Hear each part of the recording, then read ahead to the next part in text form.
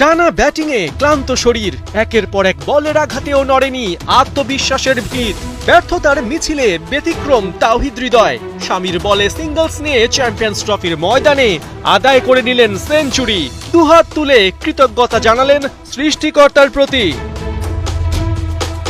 বাংলাদেশের এই ফাইট ব্যাকের পেছনে আছে আরো একজনের অবদান, তিনি জাকের আলী অনিক, যাদের গল্পের শুরু ম্যাচের নবম ওভার থেকে।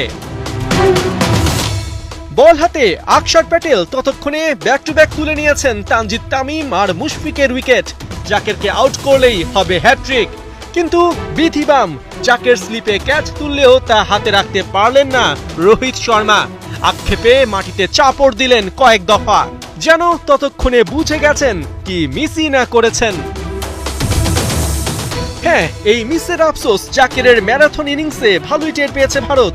৩৫ রানের ভেতর ৫ উইকেট হারানোর পর জাকের হৃদয়ের পার্টনারশিপ বাংলাদেশকে বাঁচিয়েছে লজ্জার হাত থেকে।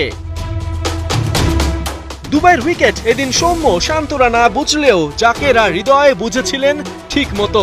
৩৬তম ওভারের প্রথম বলেই কুলদীপ যাদবের বলে ডাবলস নিয়ে জাকের তুলে নেন 50।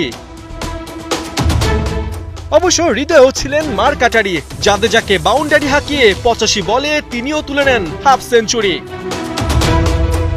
২০৬ বলের ম্যারাথন ব্যাটিংয়ে জাকের হৃদয় রেকর্ড বুকেও জায়গা করে নেন। ষষ্ঠ উইকেটে ভারতের বিপক্ষে গড়েন সর্বোচ্চ ১৫৪ রানের জুটি। তবে জাকেরের জন্য হার্ড লাক, ৪৩তম ওভারে স্বামীর বলে হন কুপকার, থামে ১১৪ বলে তার ৬৮ রানের লড়াকু ইনিংস। তবে হৃদয় ছিলেন অপ্রতিরোধ্য, ক্লান্ত শরীর সায় না দিলেও থেমে পড়েননি। ৮৫ বলে 50 করার পর বাকি ৫০ রান তোলেন মাত্র ২৯ বলে, হাঁকান ৬ বাউন্ডারি আর ২ ছক্কা। শেষমেশ হৃদয় ১৭ রানে ফিরলে বাংলাদেশও থামে ২২৮ রানে।